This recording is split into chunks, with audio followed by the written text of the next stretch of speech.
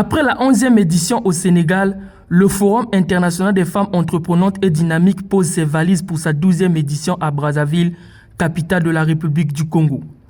Plateforme multisectorielle d'échange, de partage d'expériences et de promotion de l'entrepreneuriat en milieu rural et urbain, le FIED entend rassembler les femmes congolaises et inciter nombreuses d'entre elles à se lancer et surtout à renforcer leurs capacités. Sont attendus à cet événement plusieurs pays et personnalités dont l'histoire demeure captivante pour les femmes africaines.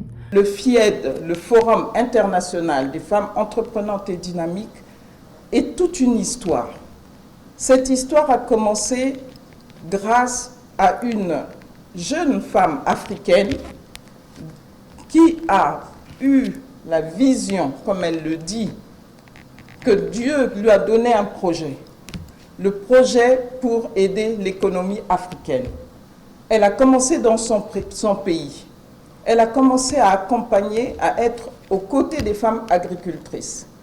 Elle est allée de village en village pour sortir, pour aider à renforcer les capacités des femmes agricultrices.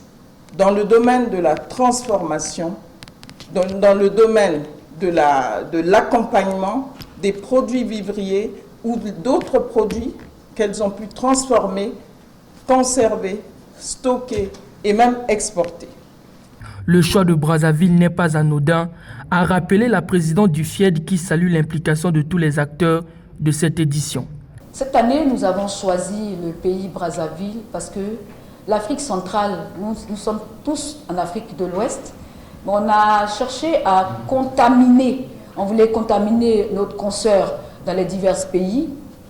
Effectivement, Brazzaville a été choisi parce que nous avons eu l'amour de venir chez vous, être contaminé de vos différentes cultures et puis aussi apporter dans un partenariat gagnant-gagnant.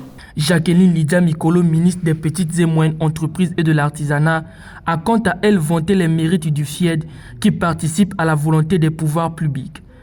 Le FIED, ce n'est pas un autre forum ou juste un séminaire de plus, comme certains pourraient le croire. C'est une opportunité pour notre pays.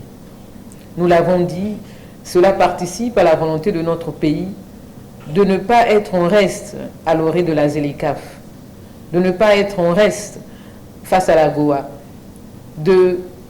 d'accélérer le Made in Congo, le Made in Africa. Et nous sommes dans cette bataille avec vous depuis plus de 2 ans et nous avons vu les choses évoluer. Mais ce n'est pas assez.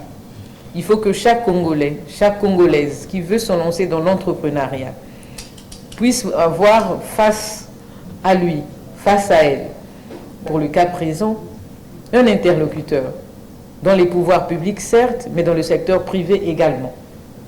C'est sous le thème « Accompagnons les entreprises africaines pour renforcer les capacités des filières de transformation, accélération du Made in Africa » que va se tenir cette 12e édition du 13 juillet au 5 août avec au programme plusieurs activités au profit des femmes entrepreneurs.